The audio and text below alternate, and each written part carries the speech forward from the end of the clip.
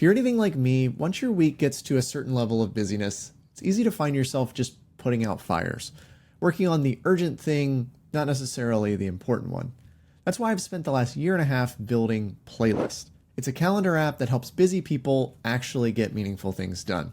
And I'd love to show you how to get started. Once we load up Playlist, this is the first thing we're going to see. It's a place for both your small tasks and your meaningful things that make up your week. It's going to ask me, what is my name? Like I said, I'm Brandon. And when do you plan your week? Playlist is going to urge you to set a day of the week that you plan the upcoming week. For me, that's Sunday. From here, we can connect our calendars. So we can either use Google Calendar or Apple Calendar. For this demo, I'm going to connect Apple Calendar. Let's grab my family calendar, my personal calendar, my work calendar, and my alma mater's basketball schedule. From here, we can say that we're done. And you're going to see that those calendar events pull in. This is creating a rough structure for the week that will plan our tasks around, because we have these meetings and hard requirements that are relatively immovable, but then our tasks, we can move around those. All right, the first thing Playlist is going to push you to do is to create a task. So I'm going to go ahead and I can click here, or I'm just going to press C on my keyboard to create a task. Let's put in some things that I intend to do this week. So we need to create a tutorial video for Playlist, which we're doing right now. I'll create that. You'll notice once we create our first task, you're going to see this unscheduled panel on the right. This is where all of the tasks that don't have a date and time associated with them will show. You can think of this kind of like your inbox. Anything that you create by default will come here until you give it a space that you intend to do it. Let's put some other things that I need to get done this week. I need to write a report for a quality improvement program at work.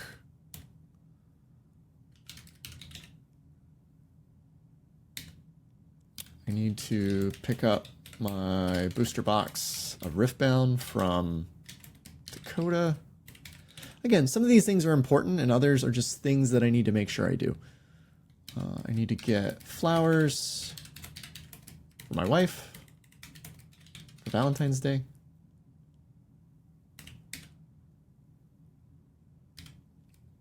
What else do I need to do? I need to create a project plan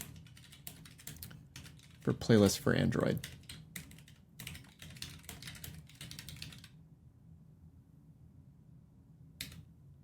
And I'm meeting up with some friends later today. It's probably an event, but for now I'll just put it in here. Okay, so it's currently 9 o'clock. If I were to scroll down, I can see all the different things that I've got going on in my week. I can see my work calendar in blue. I've got a shared family calendar in yellow. And then the basketball schedule for VCU is here in red. So these are all of the things that are happening in my week that I need to schedule around. So me trying to do meaningful tasks during these meetings is not going to happen. And I'm not going to reschedule sprint kickoff. So I need to work around that instead of being unrealistic and expecting that this is going to be meaningful time for strategic or focus work. You'll notice here on the right that there is a task focused by default. I can use my up and down arrow keys or J and K on the keyboard to move up and down, and any of the keyboard shortcuts that I press will affect those tasks. So for instance, this create tutorial video task is one of the more important things I need to do this week. I would call that one of my focuses. So if I click on this, I can open up that task and I can set it as a focus right here. These are the 1 to 3 most important things through my week that if at the end of the week I accomplished those, it was a good week. Let's see. This picking up a booster box is what I would call a low energy task, something that I could do even if I'm exhausted and mentally fried. So I can press L on my keyboard or go here to the energy section to set that as a low energy task. I'm going to press L. You'll notice that your low energy tasks drop to the bottom of the list. This is really helpful when your inbox starts to get larger and you've got more things than you can get to in a given week. That way your focus tasks are at the top. You'll drag those into your week. Think of those as your big rocks, if you will. And then you can put your low energy tasks in those gaps between meetings or when you know you'll be fried and you just need a palate cleanser to move on with your day. I'm going to go ahead and do this tutorial video. We're actually doing it right now. And I can just drag that into the calendar. I can also grab the bottom of it and make it take up as much time as I think it's going to need. Probably will need it until about 9:45 to get that done. The other big thing for the week is I do need to get to this quality improvement program. So I'm going to press F on my keyboard to mark that as a focus as well. I'll realistically probably do that tomorrow morning. Actually, tomorrow is a holiday, so I'm going to spend that with my wife. So let's move that to my first morning block. When I'm most fresh and most creative, I'll put that there. And honestly, it could probably benefit from a little bit more time. So I'll just have it take up all the time until that team stand up.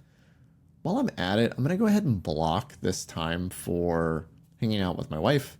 So I'm going to hold Command and click and drag on the calendar. And this will let me create a calendar event.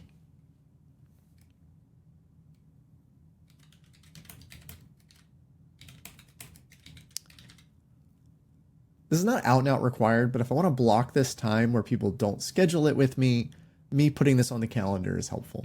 If I then go over to these tasks on the right, again, I can move up and down with my arrow keys. I can schedule things also just from the keyboard. So if I know I want to get flowers for Marshy this afternoon, I can press P on my keyboard to plan. And from here, I can type any date and time. So I'm going to actually choose today. And I could always type in like 1 p.m. But if I had other events going on, it's sometimes more appropriate to just use a rough time block. So in this case, I'll just say afternoon. And this will put this into the first open slot in my afternoon. So if there was a meeting at 1 o'clock, it would put it at 2 once that meeting ends. This is really nice because if someone does schedule some time, then this will automatically move around it. I'm going to meet up with friends today around 11. So I can just type in 11 a.m. And I probably need a little bit more time than that, so I'll just drag that out. If I scroll down, it looks like I've got some time on Tuesday around 5:30. So I'm going to press P. I'll say Tuesday. We'll say 5:30. And yeah, that probably works. And then this project plan for playlist, I'm realistically not going to get to that this week. I've got a bunch of other work things that I haven't added in here. I just don't think it's realistic that I'm going to get to it. And so for those things, you can snooze them. So planning puts them into our week at specific times, but you can also snooze things to get them off of your plate so that your focus isn't scattered. Realistically, I know I'm not going to get to this week, and so I can snooze it out to next week. So if I press S, I can say next Sunday, and then this will leave my unscheduled panel, and it'll show me that it's up here in this snoozed list. This is where I can get to those things if I need to, but otherwise I'm not going to see it until next week when I plan my next week. It's a good reminder. There's a couple of other things that I usually put as recurring tasks in my week. For instance, I always want to clear the inbox, and we can go down here and we can say I want to do that every week. I'll add that. I want to set my focuses for the week. We'll set that one to repeat as well. You'll notice that playlist picked up on that date phrase within here. If I press backspace, I can remove that mention because I'm not trying to schedule it for that time. We're going to do that every week as well. And then I also want to do weekly reflection. I want to look back at the week, look at what went well, what didn't go well, and any changes that I want to make for the upcoming week. I'll do that every week as well. And realistically, I probably want to do reflection first and then clear the inbox and then set my focuses. Sweet. And then that task will stick around at that time every week as a reminder to do that thing.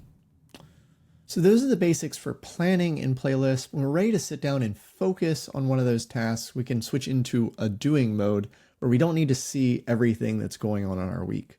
Instead, it'll just show us the one thing we're supposed to be doing right now so that we can tune out the other things and ease into actually doing just this one thing.